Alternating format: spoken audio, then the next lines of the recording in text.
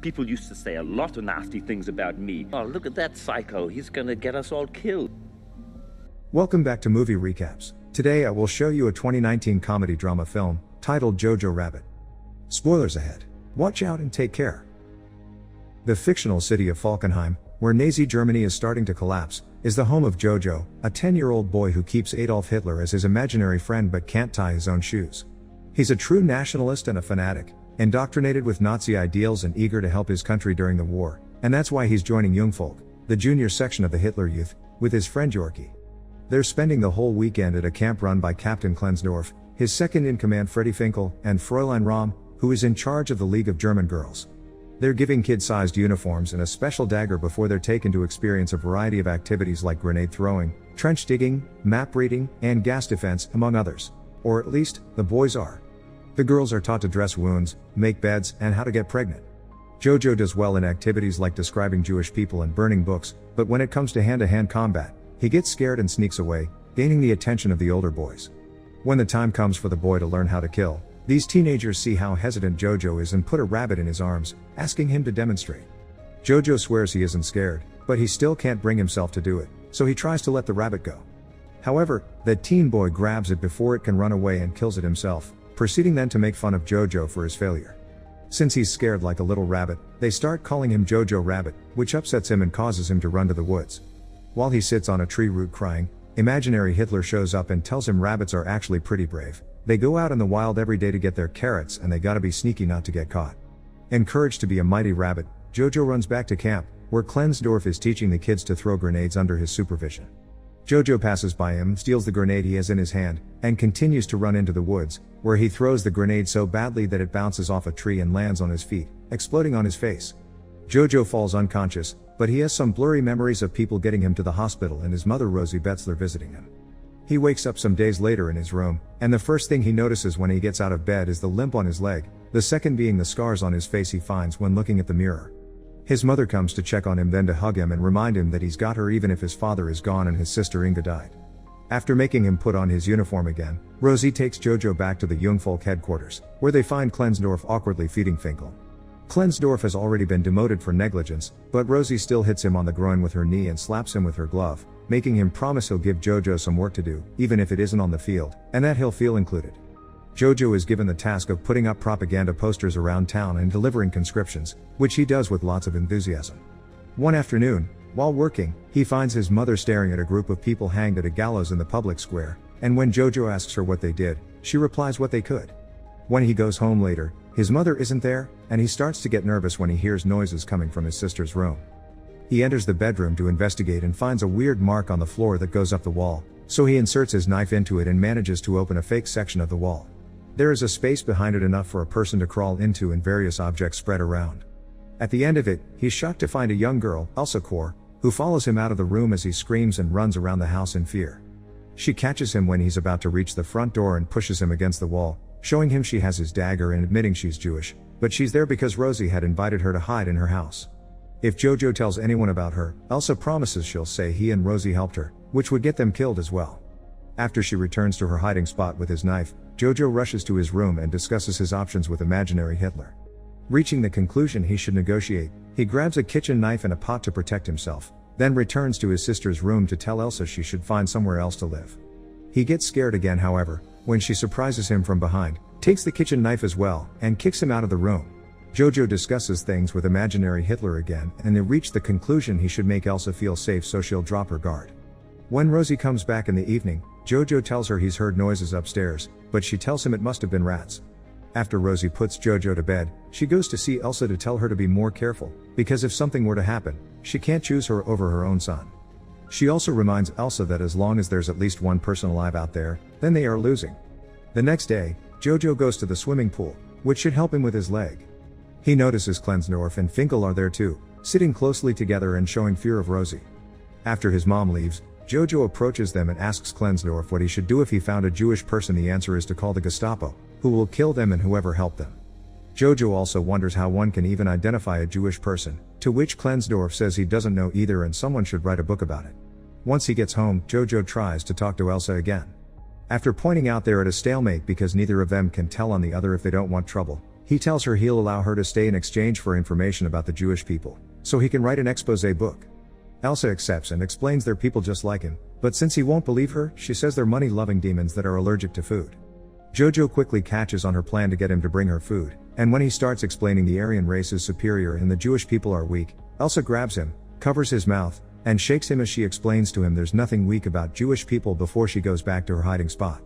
When Rosie comes back in the evening, she burns something in the fireplace before pouring some wine and playing music. She's very happy because the Allies have taken Italy and France will be next. Jojo begins arguing with her for being against her country, so Rosie cuts the conversation short and tells him to eat. She isn't eating though, claiming she isn't hungry, and Jojo quickly suspects she's saving the food for Elsa, so he decides to have the leftovers for himself.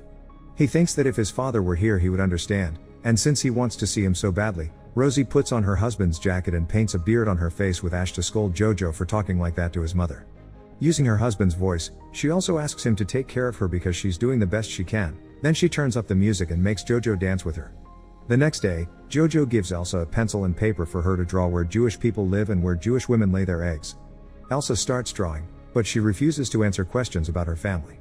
However, she does tell Jojo about her fiancé Nathan, who is away fighting with the resistance. The picture she gives Jojo is a drawing of his own head because that's where Jewish people live. Jojo gets an idea for a plan. He writes a letter pretending to be Nathan breaking up with Elsa and reads it to her, who obviously doesn't believe him, but it still hurts her to hear such horrible things about her with her fiancé's name attached to it. She rushes back into her hiding spot, and seeing her so upset and human makes Jojo regret the whole thing, so he writes a new letter as Nathan saying the last one wasn't true and he does still love her. Elsa thanks him and asks him to bring her more letters in the future. They play a game of who can name more famous and important people on their sides, and Elsa wins when she brings up Jesus. Sometime later, Jojo and Rosie go for a walk to the riverbank, and Rosie tells him how different this area used to be. There were people all the time there, dancing and enjoying romance, which Jojo looks down on. Rosie also thinks kids shouldn't be discussing politics, they should be playing and climbing trees, and everyone should be dancing as a sign of freedom. Jojo looks down on this as well and takes off on his bike, with Rosie following him closely. When they reach the road, they see a truck of soldiers return home, looking gloomy and defeated. Jojo goes back to his house in a bad mood as well, so Elsa tries to distract him by telling him ridiculous fantasy stories about her people. He starts warming up to her and enjoying her company, for which imaginary Hitler scolds later, telling him his German brain shouldn't be bossed around. After he goes to sleep, Rosie spends some time with Elsa, telling her she's glad to have her and see her become a woman since she couldn't do so with her daughter. The following day, Jojo goes to the Jungvolk headquarters, where he finds Klensdorf and Finkel talking to each other with their noses almost touching, a clear tension between them. Jojo tells them he's writing an exposé on Jewish people, but they laugh at him, not believing it's real. Klensdorf decides to share with him some designs he's made for his and Finkel's uniforms, which are very flamboyant. Then he gives Jojo a new task: he must collect scrap for the war effort. While walking the streets dressed as a robot, Jojo sees his mother handing out little anti-Nazi flyers, and he also meets with Yorkie, who has been accepted as a soldier. When Jojo tells him he's captured a Jewish person, Yorkie replies he saw one in the forest and doesn't understand what the big deal is about, which gives Jojo a lot to think about. He visits Elsa as soon as he returns home and gifts her some colored pencils he's found around, but he also reminds her it's illegal for a Nazi and a Jewish person to be friends. Elsa points out he isn't really a Nazi because he hasn't hurt her, he's just a lonely kid trying to find a place to fit in. They agree to disagree. After Elsa realizes how dirty she's become, Jojo allows her to leave the room and take a bath. She even borrows some of his sister's clothes. They're about to have dinner together when someone knocks on the door, and after she runs back to her hiding spot, Jojo opens the door to find a group of Gestapo officers led by Hermann Diertz, and right after them, Klensdorf and Finkel arrives as well, saying they had to bring some pamphlet to Jojo, which sounds like his excuse. The Gestapo immediately starts searching the house for any suspicious activity as Diertz asks Jojo why his mother is away all day and why his uniform is lacking his knife. Elsa shows up then, wearing Inga's clothes and pretending to be her. She tells them she was the one to grab the knife because her brother had been bothering her, so the Gestapo goes to search her room next. Diertz is still suspicious of her, so he asks for her papers. Elsa grabs Inga's ID from her drawers and hands it to Klensdorf, who asks her for her birthday. Elsa guesses correctly and Klensdorf lets her go, but Diertz cuts in when he sees Jojo's exposé book. The Gestapo starts going through it, laughing at all the demonic drawings of Jewish people, and while Klensdorf doesn't look too amused, Elsa feels rather upset and betrayed when they reach a section where Jojo has described all the ways Nathan should die.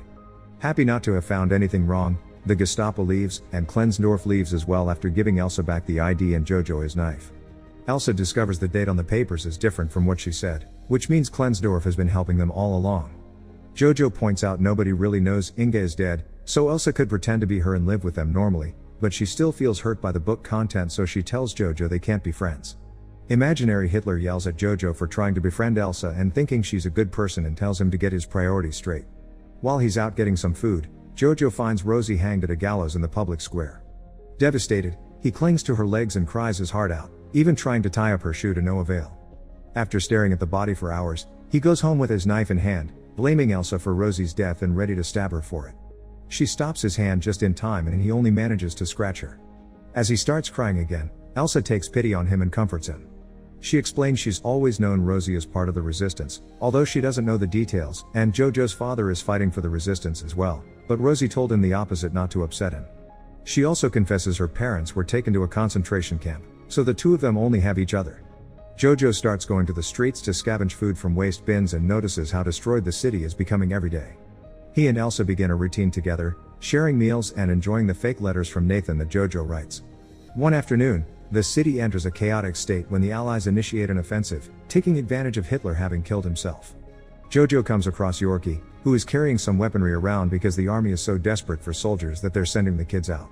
Jojo tells him the Jewish person he caught is kind of his girlfriend now and he's worried because it's illegal, but Yorkie points out he's met the Russians and the Japanese and they are worse than Jewish people. Rom finds them next and after sending Yorkie out with a gun, she gives Jojo a uniform jacket so he won't be shot by their own side by accident. A bomb explodes in the area then, and Jojo is left dizzy while he watches everyone fight, including kids and the elderly, and even Klensdorf and Finkel wearing their flamboyant designs. Jojo is too scared to fight, so he hides in an abandoned building until it's over. He comes out after things calm down and sees the Americans take off the Nazi flags to replace them with their own, celebrating their victory. Soviet soldiers are seizing every Nazi they see, including Diertz and the rest of the Gestapo, and seeing the jacket Jojo is wearing, they take him as well. He finds Klensdorf among the other prisoners, who tells him he's a good boy and that he should take care of his sister before taking off his jacket and spitting at him, calling him a Jew so that the soldiers let him go. Jojo can only watch as Klensdorf is taken away to be executed by a firing squad.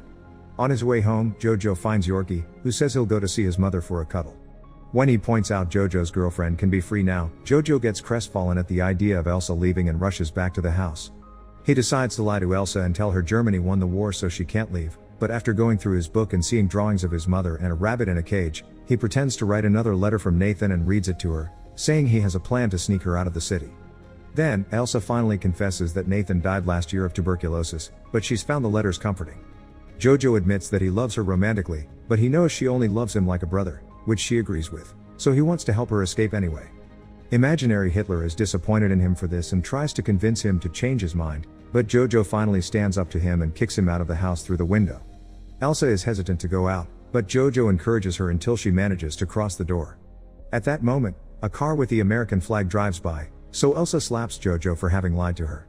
When wondering what to do next, they decide to dance to celebrate their freedom. Make sure to subscribe and turn on notifications so you can watch more videos like this. Thanks for watching.